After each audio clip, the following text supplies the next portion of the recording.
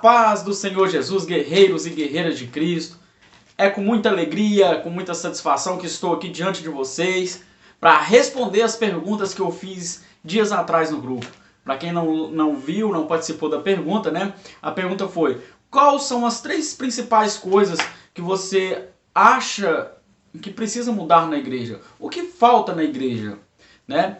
Nós tivemos algumas respostas tais como: olha, precisa de mais união, precisamos de mais amor, precisamos de buscar aqueles que estão caídos. E através dessas perguntas e essas respostas, Deus me conduziu à primeira carta aos Coríntios, primeira carta de Paulo aos Coríntios, capítulo 3, onde a igreja de Corinto estava vivendo uma situação parecida com a de hoje, né? Enfrentamos um grande problema com a igreja moderna. A igreja moderna ela vem se esfriando a cada dia que se passa, né? Quando entramos dentro das igrejas hoje, não conseguimos mais sentir aquele amor, aquele carinho, aquela comunhão uns com os outros. Justamente porque a igreja moderna ela vem seguindo o mesmo modelo da igreja de Corinto. Algo que aconteceu, né, há quase 2000 anos atrás e é tão atual, né, para provar o tanto que a palavra de Deus ela é atual. Vamos lá para a palavra? 1 Coríntios, capítulo 3, diz assim: E eu, irmãos, não pude falar a vós como a espirituais, mas como a carnais, como a bebês em Cristo.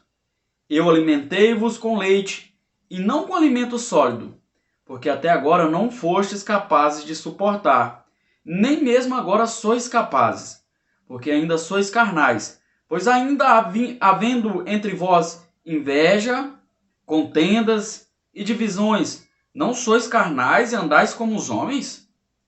Porque enquanto um diz, eu sou de Paulo, e outro, eu sou de Apolo, não sois carnais? Quem então é Paulo?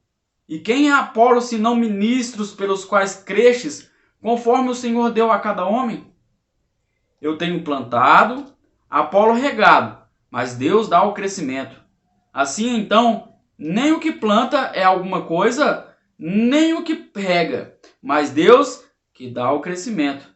Ora, o que planta e o que rega são um, e cada homem receberá a sua própria recompensa, de acordo com o seu próprio trabalho.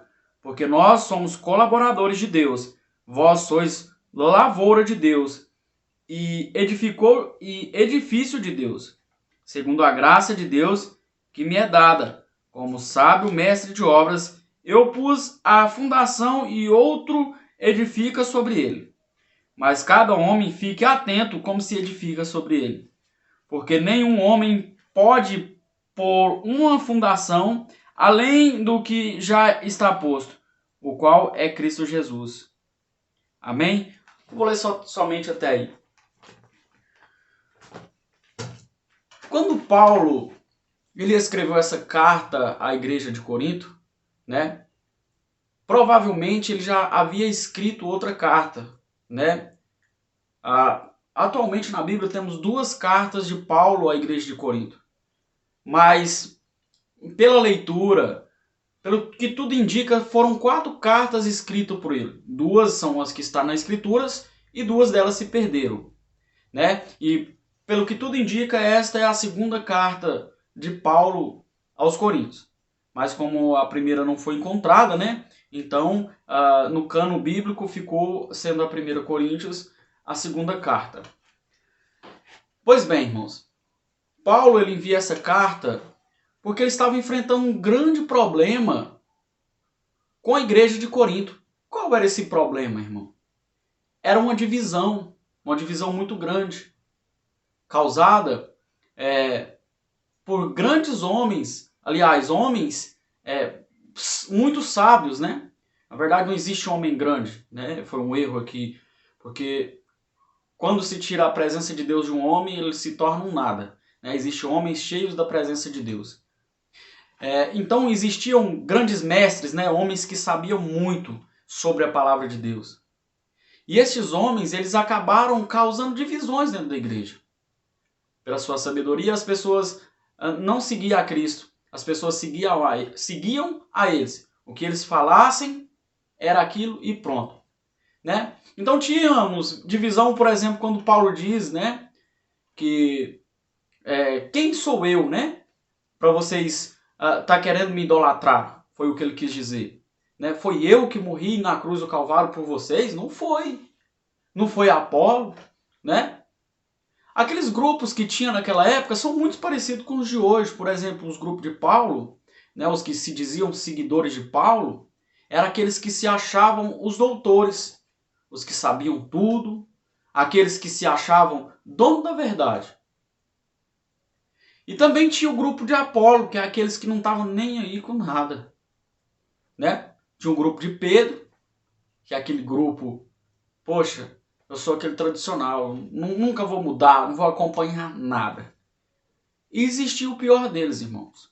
Não interpretem mal. Eram as pessoas que se diziam seguir Cristo. Era o grupo de Cristo. Mas eram pessoas rebeldes. Eram pessoas que não mudavam suas opiniões. Nem se Cristo viesse encarnado aqui na terra, eles mudariam. São aqueles que santões, aqueles que acham que não precisa de mudança. E Paulo, quando ele identificou esses defeitos na igreja de Corinto, ele achou por bem escrever essa carta para acabar com essa panelinha. Algo que estava acabando com a igreja. A igreja de Corinto era a igreja que tinha todos os dons. Ali havia cura no nome de Jesus. Ali havia línguas estranhas, as pessoas falavam línguas estranhas. As pessoas eram até batizadas no Espírito Santo, né? Ali eram pessoas que sentiam sim a presença de Deus. Mas olha, não é porque a igreja tem todos os dons que é sinal que ela está sendo uma igreja salva. Não é garantia de salvação os dons espirituais. Talvez você entre dentro da igreja e vê aquelas pessoas falando em língua, né? Você vê aquela coisa muito bonita, a presença de Deus aparecendo, mas isso não é garantia de nada. Para você ver que a igreja de Corinto, ela enfrentava isso. Ela enfrentava uma divisão muito grande, mas ao mesmo tempo tinha pessoas muito conhecedoras da palavra. Tinha pessoas que ministravam a palavra de forma tão linda, né? E havia cura, ou seja, havia todos os dons ali dentro da igreja. Mas a igreja, quando ela é falha, ela se torna uma igreja aleijada. Quando ela não tem amor, ela se torna uma igreja aleijada. Porque a igreja ela é comparada com o corpo de Cristo. Se falta amor, a igreja falta a perna. Andar com a perna só é uma grande dificuldade. A igreja se torna uma igreja aleijada. Quando se falta comunhão, falta outra perna, como que a igreja vai andar? Não é? E é algo que nós estamos sentindo hoje, que estamos vivendo. É uma divisão terrível. Só que eu gostaria de falar algo para vocês, guerreiros. Nós devemos ser diferentes. A mudança, ela não parte do irmão, ela não parte de fulano e de ciclano, ela parte de nós. Quando eu fiz a pergunta sobre a igreja, o que falta na igreja, eu gostaria que você entendesse que a igreja não é as quatro paredes. A igreja somos nós. Aquelas paredes que tem ali é somente o templo. E paredes não servem de nada. A verdadeira igreja somos nós. O templo do Espírito Santo somos nós. Nós devemos mudar. Talvez é por isso que a igreja não mude. Porque as pessoas elas começam a olhar para o erro do outro, começam a dizer um para o outro que eles que precisam de mudança. Mas quem verdadeiramente precisa de mudança somos nós. Já viu aquela pregação? O pastor começa a falar aquelas coisas, começa a exortar. Logo as pessoas começam a pensar, é pro irmão ali. Era pro outro ali. Ele abre o guarda-chuva da incredulidade e nada pega nele. Somente serve pro irmão. E é isso que tem causado divisão dentro da igreja. É porque a gente acha que a mudança está no outro. Não, irmão. Não, guerreiro. A mudança está em nós. Nós que devemos mudar. Já parou para pensar se todo mundo parasse e falasse assim, não, a mudança vai partir de mim. o quanto seria rápido a mudança? Se todo mundo resolvesse mudar a si próprio, o quanto seria rápido a transformação da igreja? Pois eu gostaria de te dizer, guerreiro, guerreira de Cristo, comece a mudança por você. Se o irmão tem mágoa de você, ame ele, abrace ele. Se ele te deseja o mal, deseja o bem. Se você vê ele falando mal de alguém, ensine ele a falar o bem. Se você está sentindo que a pessoa está chateada contigo, abrace. Chegue perto daquela pessoa e dá um abraço. Não há algo mais libertador do que um abraço. Diz: Jesus te ama e eu também. Isso é algo lindo. Não tem preço, guerreiro. Não tem preço pagar o mal com o bem. Isso é uma coisa linda, extraordinária. É um tapa na cara do diabo. Por que você acha que o diabo fica fazendo picuinha? Sabe qual que é a principal forma do diabo trabalhar dentro da igreja? É esparramando a picuinha. É espalhando a intriga. Espalha um pouquinho aqui, espalha um pouquinho ali. Às vezes a pessoa nunca nem conheceu o irmão e já sente mágoa dele. Porque houve uma intriga plantada. Toda semente que ela é plantada no coração, ela floresce. Ela dá fruto e dá mais sementes. Por que ao invés de plantar a picuinha, plantar o ódio, não plantamos o amor? Não retribuímos com um abraço. Ah, mas irmão Samuel, a irmã me ofendeu e eu fiquei machucado, eu sou ser humano, eu sei. Mas se você levar para o lado do ódio, se você levar para o lado da mágoa, será muito mais difícil. Será que não é muito mais fácil você dar um abraço? Um abraço cura muitas feridas. Quer ver? Já viu quantas vezes você ficou sozinho num canto, chorando, precisando de um abraço? A única coisa que você precisava era de um abraço. Um abraço é libertador. Se você sabe que aquela pessoa deseja mal para você, ore por ela. Seja testemunho vivo para ela. Mostra que a mudança partiu de você. A partir do momento que colocamos isso no nosso coração, a mudança tem que partir de mim. Colocamos isso na oração, falar: Senhor, me ensina a mudar a mim mesmo. Me ensina a olhar primeiro para os meus erros, para depois olhar para o erro do irmão. Esses dias foi pregado. A irmã Rose trouxe uma linda palavra sobre isso. Sobre a trave no nosso olho, enquanto olhamos para o cisco no olho do irmão. A mudança, ela tem que partir de mim, de você. E eu acredito, guerreiros, que nós somos a nova geração. Uma geração que vai dar exemplo. Uma geração que vai dar orgulho para o Espírito Santo. Porque tudo que temos até hoje são pessoas entristecendo o Espírito Santo. É por isso que o Espírito Santo não age mais dentro da igreja. É por isso que o Espírito Santo mais não se manifesta no meio do teu povo. Por isso que o amor acabou. Porque precisa ter mudança. E a mudança, ela parte de nós. Somos nós que devemos mudar. E eu gostaria de te convidar, guerreiro. Eu gostaria de te convidar, guerreira, para fazer parte dessa mudança. Você é a geração que Deus quer usar para mudar a história da igreja. Você é a geração que Deus quer usar para mudar a história da igreja na terra. Parte de você. Vamos agir ao invés de ficar falando: nossa, tem que mudar isso, tem que mudar aquilo, está acontecendo isso, está acontecendo aquilo. Vamos começar de nós.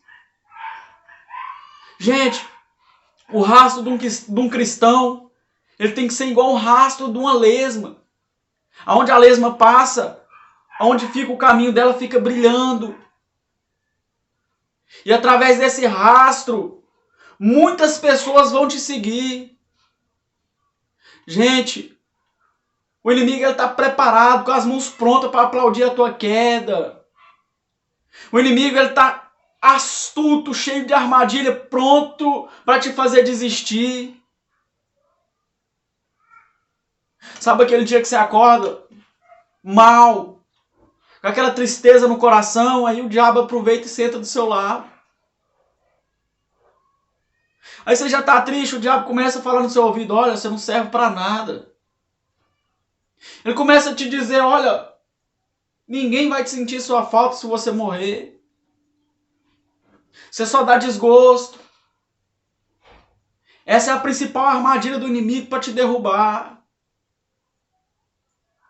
E isso tem sido acatado por muitas pessoas. Muitas pessoas têm escutado isso. Mas eu vou te lembrar aqui que o inimigo, o diabo, ele é o pai da mentira. Ele é um mentiroso. Você é tão valoroso que Deus desceu aqui na terra como um homem para morrer por você na cruz do Calvário. Ele te deu a vida. Não deixa o inimigo te enganar. Não deixa o inimigo dizer que você não é nada. É mentira. Quem não é nada é ele. E por ele não ser nada, por ele não conseguir, por ele ser um derrotado, ele quer que você também seja. E é por isso que ele tem disseminado o seu veneno dentro da igreja. E muitas pessoas têm sido usadas por ele. Que isso, irmão Samuel? Gente dentro da igreja sendo usada pelo diabo? Sim. Gente, quantas pessoas dão lugar para picuinha? Quantas pessoas dão ouvido para fofoca? Não só dá ouvido, como ajuda a espalhar. Gente, eu acredito em vocês, que vocês é uma nova geração, a geração da mudança. A geração que vai dar frutos. A geração que todo mundo vai olhar e vai dizer, agora sim, eu acredito. Porque Deus te deu esse voto de confiança. Você é privilegiado. Deus colocou nas tuas mãos a mudança da igreja na terra. E é por isso que eu fiz aquelas perguntas no grupo. O que você acha que falta dentro da igreja? E essas perguntas, essas respostas, elas servem para nós mesmos. Vamos começar. Se tem um irmão caído, vamos se juntar e vamos atrás. Se tem um irmão triste, vamos atrás. Vamos se unir. Ah, o irmão está precisando de alimento. Vamos se unir. Vamos atrás, vamos arrumar o alimento. Ah, o irmão ali precisa de ajuda, precisa de um abraço. Vamos se unir, vamos lá abraçar ele. Vamos ser a geração da mudança, guerreiros. Deus abençoe todos vocês. Amém? Glória a Deus. Até mais. Um grande abraço para vocês. Um abraço bem apertado. Quero dizer que eu estou muito feliz com vocês. Mais uma vez eu vou repetir. Estou muito feliz por vocês. Estou muito orgulhoso e tenho certeza que o Espírito Santo está mais ainda. Continue nesse amor, nessa garra. E vamos continuar sendo a mudança dentro da igreja. Vamos continuar sendo a diferença nessa terra. Porque foi para isso que Deus nos chamou. Para pregar um evangelho verdadeiro. Um evangelho de amor, um evangelho de união. Isso sim é o verdadeiro evangelho. Tchau, guerreiros.